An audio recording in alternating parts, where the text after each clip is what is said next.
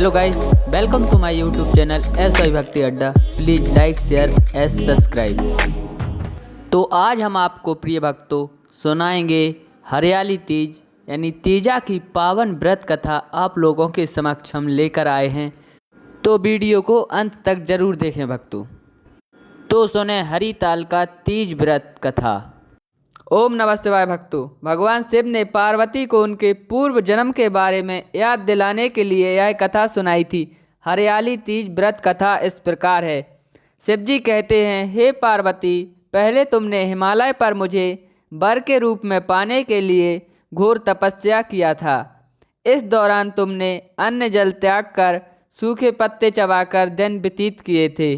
किसी भी मौसम की परवाह किए बिना तुमने निरंतर तप किया। तुम्हारी इस स्थिति को देखकर तुम्हारे पिता बहुत दुखी थे। ऐसी स्थिति में नारद जी तुम्हारे घर पधारे। जब तुम्हारे पिता ने नारद जी के आने का आगमन का कारण पूछा तो नारद जी बोले, हे गिरिराज, मैं भगवान विष्णु के भेजने पर यहाँ आया हूँ। आपकी कन्या की घोर तपस्या से प्रसन्न होकर वह उससे विवाह करना चाहते हैं। इस बारे में मैं आपकी राय जानना चाहता हूँ। नारद जी की बात सुनकर पर्वतराज अति प्रसन्न होकर बोले, हे नारद जी, यदि स्वयं विष्णु भगवान मेरी कन्या से विवाह करना चाहते हैं तो इससे बड़ी कोई बात नहीं हो सकती है। इस विवाह के लिए तैयार हूँ। फिर शिव जी पार्वती जी से कहते हैं, तुम्हारे पिता भी स्वीकृत पाकर नारद जी विष्णु जी के पास गए और यह शुभ समाचार सुनाया। लेकिन जब तुम्हें इस विवाह के बारे में पता चला तो तुम्हें बहुत दुख हुआ।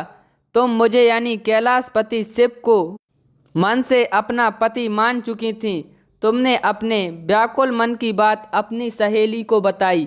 तुम्हारी सहेली ने सुझाव दिया कि वह तुम्हें एक घनघोर वन में जाकर छुपा देगी और वहां रहकर तुम शिव जी को प्राप्त करने की साधना करना। इसके बाद तुम्हारे पिता तुम्हें घर में ना पाकर बड़े चिंतित और दुखी थे। वह सोचने लगे कि यदि विष्णु जी बारात लेकर घर आए तो और तुम घर पर ना मिली तो क्या होगा। उन्होंने तुम्हारी खोज के लिए धरती पाताल एक करवा दिए, लेकिन तुम ना मिली। तुम वन में एक गुफा के भीतर मेरी आराधना में लीन थी।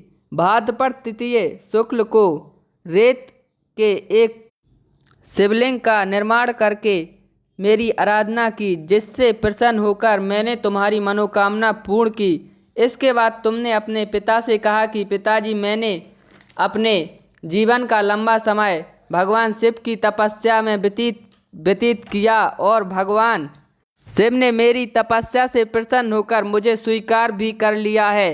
अब मैं आपके साथ एक ही शर्त पर रहूंगी कि आप मेरा विवाह भगवान शिव के साथ ही करेंगे। पर्वतराज ने तुम्हारी इच्छा स्वीकार कर ली और तुम्हारे घर वापस ले आए। कुछ समय बाद उन्होंने पूरे विधि विधान से हमारा विवाह किया। भगवान शिव इसके बाद कहाँ हैं? पार्वती, तृतीयों को तुमने मेरी आराधना करके जो व्रत किया था उसी के परिणाम स्वरूप हम दोनों का विवाह संभव हो सका। इस व्रत के महत्व हैं, किंतु मैं इस व्रत को पूर्व निष्ठा से करने वाले प्रत्येक स्त्री को मनवांछित फल देता हूँ। भगवान शिव ने पार्वती जी से कहा कि इस व्रत को जो भी स्त्री पूर्ण श्रद्धा से करेगी उसे तुम्हारी तरह अचल सुहाग प्राप्त होगा। जय शिव शंकर। कमेंट में भक्तों हमें ओम नमः शिवाय जरूर लिखें और ज़्यादा से ज़्यादा शेयर करें। हमारे चैनल को सब्सक्राइब करें और वीडियो को लाइक करें। मिलते हैं नेक्स्ट टाइम।